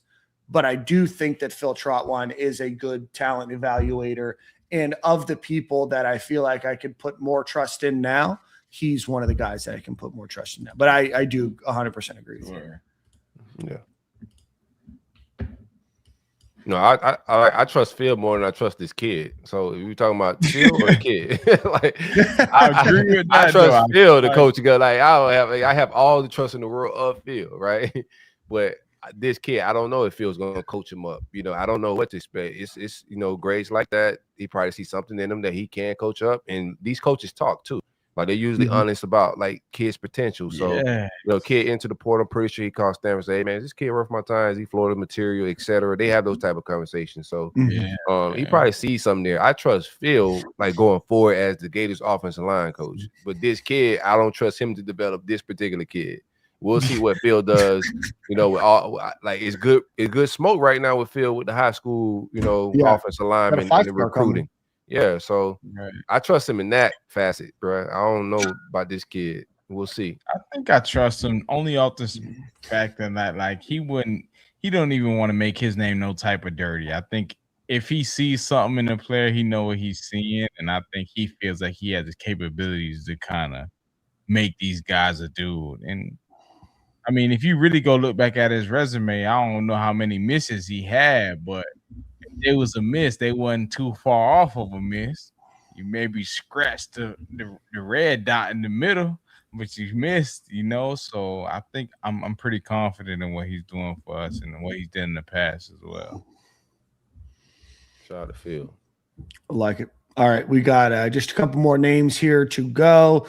Over the next couple of days, the Gators grab Luke Harpring, Georgia Tech tight end, 6'3", 240 pounds, 13 receptions, 158 yards last season. Again, a Buster Faulkner offensive guy. I think when he went into the transfer portal, I had heard rumblings that it was just to come to Florida. So that happened on Saturday. Any thoughts on Luke Harpering? I think it's a good get considering all the tight ends that kind of jumped off and kind of left, and we got one guy that kind of came back. So it's a good piece. And I mean, shit, looking at me, he put some stuff on tape that you kind of can be proud of as a player. So I ain't too mad at the get. Another dude that's familiar with the offense, familiar with what's going on, and I think once they got that going on, I think it'll be good for us. Another dude that's familiar in the system and can be able to teach the other guys. Yeah, because you lost You lost Hayden Hansen and then Tony Livingston today to the transfer portal. I mean, just keeping it being like we talked about it for 3 years, like that the way the tight end was used and was not going to attract a talented Kyle Pitts type of guy. It's like that's like a room that you've got to completely overhaul. Yeah. And you're probably going to need guys to see what the offense looks like before you start signing up. But like, I'm surprised Amir Jackson signed up for the past offense. Amir Jackson and Hezzy Kent, bro. That's the room right now. Mm-hmm. Big Hezzy. Oh, big boy can get a little bit better. That's Jordan's boy right there. I was about to say, come on, they should have listed Big Hezzy as an athlete, bro. I think when Hezzy get on campus, you just let him do a tour. Like the first week, he go to Chapman room, go to the tight end room, then he go to field room. You just let him just do a little tour around all that, bro. A little leadership development program for him. Wherever your hand in the dirt, I need you there, brother. I need you there. Just cross train, bro. Like we never know when we're gonna need somebody that athletic in your size, bro. Just learn. Do we need a fullback? No, but can we create a room just for you? Maybe. I think Hezzy needs to pay attention to what they paying defensive tackles in the portal. Like it's a position you gotta want to play. I like him at tight end if he's big and can move around a little bit, but if that was my son, I'd be like, man, that slide inside. What DeAndre switching schools every semester. He tackling for everybody now. It seems sweet. It ain't. You in the blender. You in the blender. Everybody see you got 200-300-pound dudes trying. Yeah, you get laid on every play. Good luck. It's tough in there. But when you that big, bro, and that athletic, that get off like will just be crazy. Just from looking at measurables. True. You gotta want to play that, bro. Same thing with offensive line. Offensive line, I think, is developmentally tougher at that level. It's the hardest position arguably the hardest position in football. A lot of people say quarterback. A lot of people say DB. Corner is the toughest position in football. I gotta think though. I'm bigger than the D lineman, less athletic than the D lineman, but I gotta stay in front of you and block you, but not hold you. Yeah, that's tough. For more than 4 or 5 seconds, maybe 7. That's 7 is a lot. 7 would be a long time. 7 is a lot. You scrambling around. There's some holding going on. Listen, Dion 7 can't guard me for 7 seconds. I'm getting open on anybody in 7 seconds. I'm just zigzagging at that point, bro. Like I'm just saying, but coaches get that film after 5 seconds and say, "Why didn't you continue blocking him?" Y'all, I was tired, dog. That's why. What do you mean 7 seconds? But that's what you got to deal with in the film room as a player, like. What's going on here? Why could you stay in front of this guy? I bet my whole D line if you get 7 seconds. Everybody come. Right. Yo, y'all come. The right guard's holding on one hand and tapping his helmet with the other. Coach, 7 seconds. You bring someone else in. I did give him fired. I'll do it again. Fire! I'll do it again. I don't care. Get him out of here, bro. I was just watching that episode too, and it was right after the USF game. And I said, we was talking about the fire. Man. I go back and just listen to our lives sometimes, bro. I'm like, man, listen to us. Over the summer, preseason show, every podcast, every Gator podcast, we was skeptically lying. God. Every year, we were just a couple plays away, and this was the year. I'm going to save the big name for last. The Gators also grabbed a punter from UT Martin, Miller Feely. I'm sorry, he was going to go to UT Martin, originally from Southwestern Oklahoma State. Had 50 punts, 39.1 average, as long as 80, which Nick is, I'm sure, pumped about. 14 punts inside the 20, 4 punts over 50 yards. Again, was going to go to UT Martin. The Florida offer comes. I guess it makes sense to join over here. So Nick, is he our punter next year? There's two. There's another one, an Australian, Alec Clark. That's right. Forgot about that. Yeah, he's got. I think Miller Feely is Australian too. I think every kicker and punter is makes sense. Australian. Bunch of kangaroos. We gotta make punter great again, man. It's Jeremy Crawshaw had a good rookie season in Denver. Yeah, native of Melbourne, Australia. Melbourne. That was bad. Shrimp on the body. Little kids in Australia growing up with punter dreams. Oh, speaking of your boy Pop, just signed a 30-year-old sophomore punter in the transfer portal to match his 27-year-old punter that he has now. So the dude, can you imagine played professional 30? The dude played professional rugby in Australia, and then he was a 29-year-old freshman at Hawaii last year. Bro, you could not pay me enough money to leave Hawaii to go to Indiana, bro. Trading Honolulu for Bloomington. Yes, I've been to Hawaii. You want to leave He's Hawaii? Been all 50 states. Living there is different than like vacationing too, bro. Yeah. I mean, I don't know. You ever been to Bloomington, Indiana? No, I haven't. I have. I have not. Yeah, I have been to Bloomington, Indiana. I have not. I'm just telling you, that's personal preference, but that's me. Yeah. I mean, they could pay me. You said they couldn't pay you. They definitely could pay me. They could pay me to go anywhere in America, even Mississippi. Punter money? Yeah, I wonder what punter money is. Watch out with Mississippi now. I don't know if he want that life. They don't have any. Oh no, they don't even know they're free. I really don't want to go to Mississippi.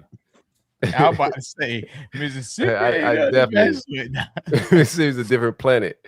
I got family from Biloxi and Jackson, dog. So I know, like, what? My family come visit. I have to tell them, hey, y'all know y'all are free, right? y'all can leave. These are all jokes, man. These are all jokes, man. Like Braxton. Braxton, GG. Yeah, good game. GG's in the chat. GG's in the chat. Drop an F in the chat for our boy. The Gators grab. This is a big one in the wide receiver room. Gators do grab Auburn and former Georgia Tech wide receiver Eric Singleton Jr. Last season, 58 receptions, 534 yards, 3 touchdowns. Before that, pardon me, let me just get his stats from Georgia Tech. Year before that, 754 yards, 3 touchdowns. His freshman year, 714 yards, 6 touchdowns. A guy that had originally said that he was going to declare for the NFL draft, came back and is going to join Buster Faulkner in this Gators offense too. What could be on paper a really exciting room for the Gators at the wide receiver position. Yeah, I agree. Yeah, man, I think I like that one, man. I think in my head, I was kind of sad about the receiver room and the way it fell apart and losing some of the depth pieces and young guys that we had in the receiver room. But I kind of feel like, we kind of got some Ferraris back, maybe a Lamborghini here and there. If you want to call it an Aston Martin, I don't care what you want to call it. Got some foreign cars in the garage again in the receiver room, and I'm all for it. We also have some foreign cars in the punting room. If you want to go there, you ain't lying. I'm with you when you're right. They're just international. I'm with you when you're right. I mean, a Mazda is technically. A Honda is foreign, technically. Yeah. That's an import. Yeah, technically. I mean, I think it was big keeping VB, keeping Dallas, and then Singleton. It was a little touch and go. I think we felt good, like, hey, if he doesn't, because he declared for the draft and then pulled out, went into the portal. And then all of a sudden Texas Tech got interested. And then I was like, okay, I don't know what the NIL is. Like, you get your own oil rig. Hey, whatever black gold comes out of the ground is yours. This one's, you just got your name on it. So there was a little concern, like behind the scenes, there was a little concern because Florida felt good. Like, hey, if he doesn't go to the draft and goes in the portal, we have a good shot. And then all of a sudden, Texas Tech showed up on caller ID, so that was a big win. He's a guy who I think has some return experience, but that's a early leader 1, 2, 3. Not to put blanket down. Return kicks in 2024 had 11 for 300 or 241. Sorry, long of 40, and then 3 punts in his career. I like that. But yeah, he plays bigger than his size too. Watching some of his highlights, goes up high, points the ball, is competitive in the air. Yeah, it's a good room. There's a lot of work to do when you lost, the depth. I was high on Muiz. I was high on Nashon.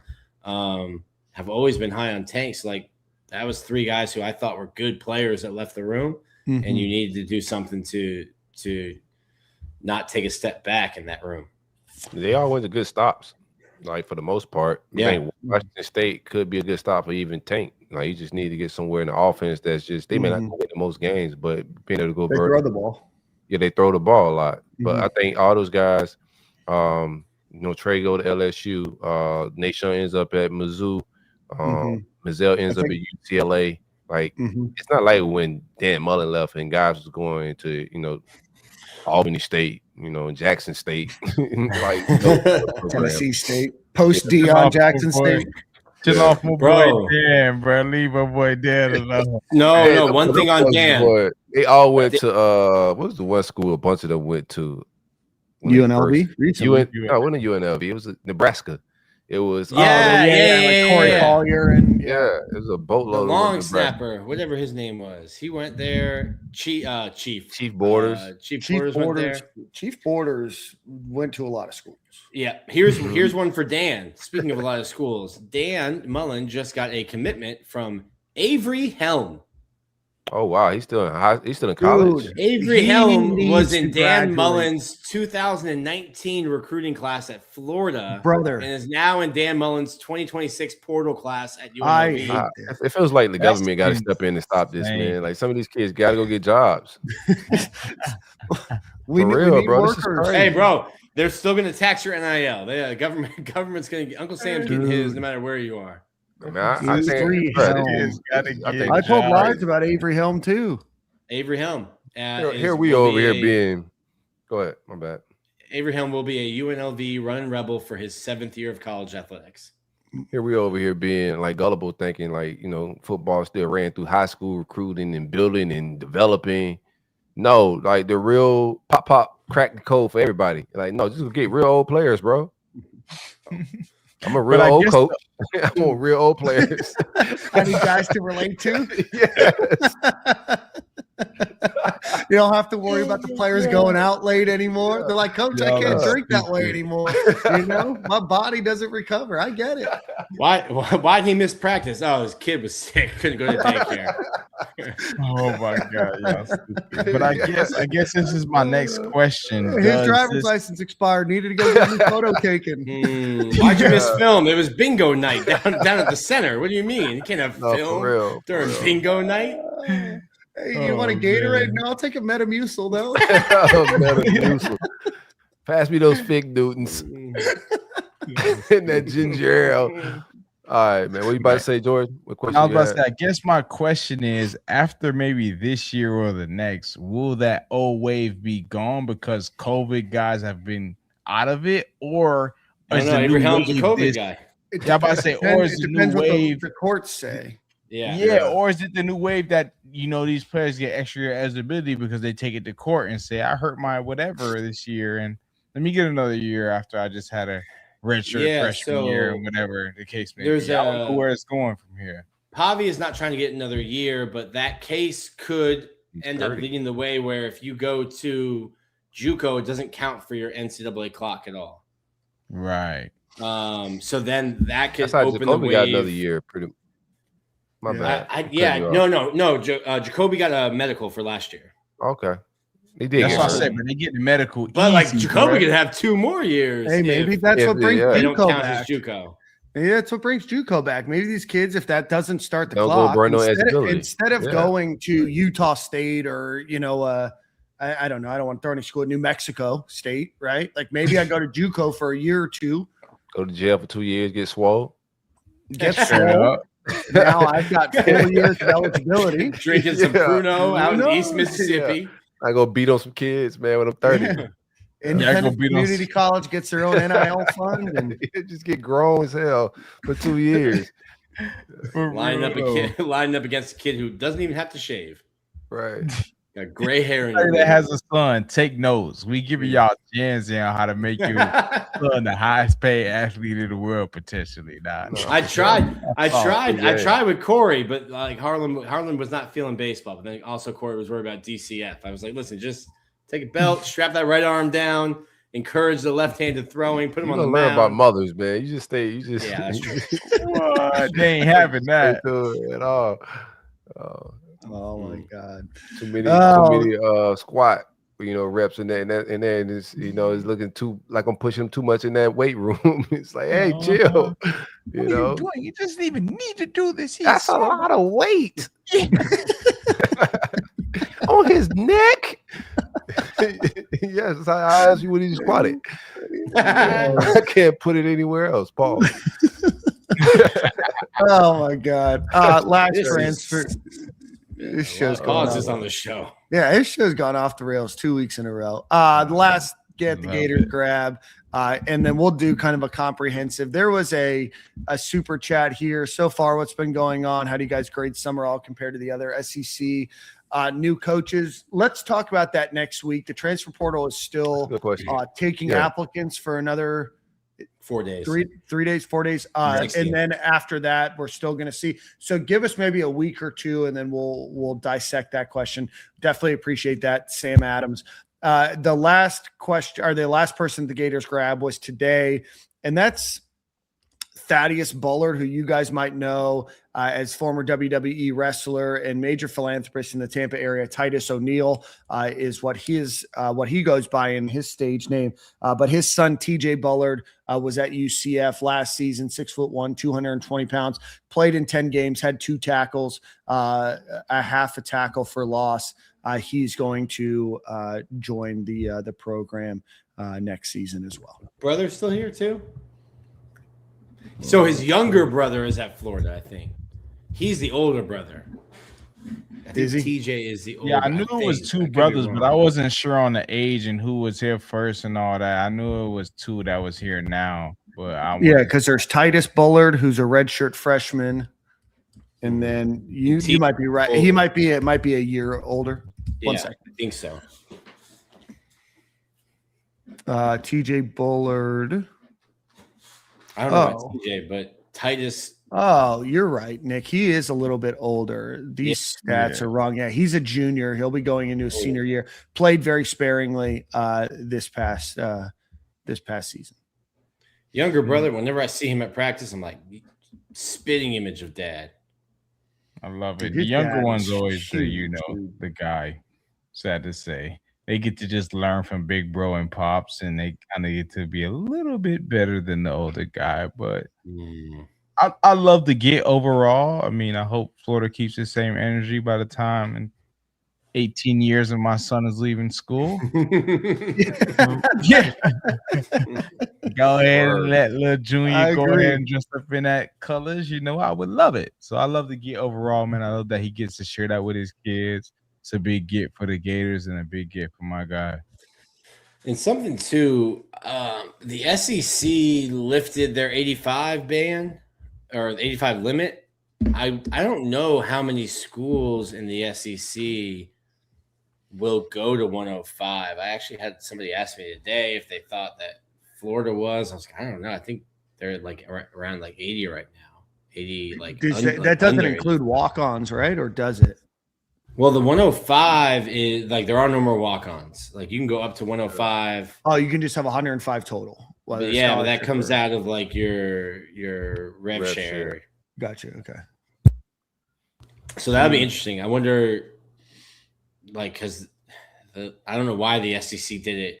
Like had the 85 limit last year when the Big Ten went to 105. Yeah. And realistically, when you're talking about like changes in college football, you're really only comparing. I'm only comparing the SEC and the Big Ten. Like the ACC can do whatever they want. Cares. Yeah. Big Rod still pulling up? No, sir. Oh, okay. Yeah. I'm about to say No it Rod late, Johnson. he thought it was 8 Pacific. Pretty much. Living in Delray?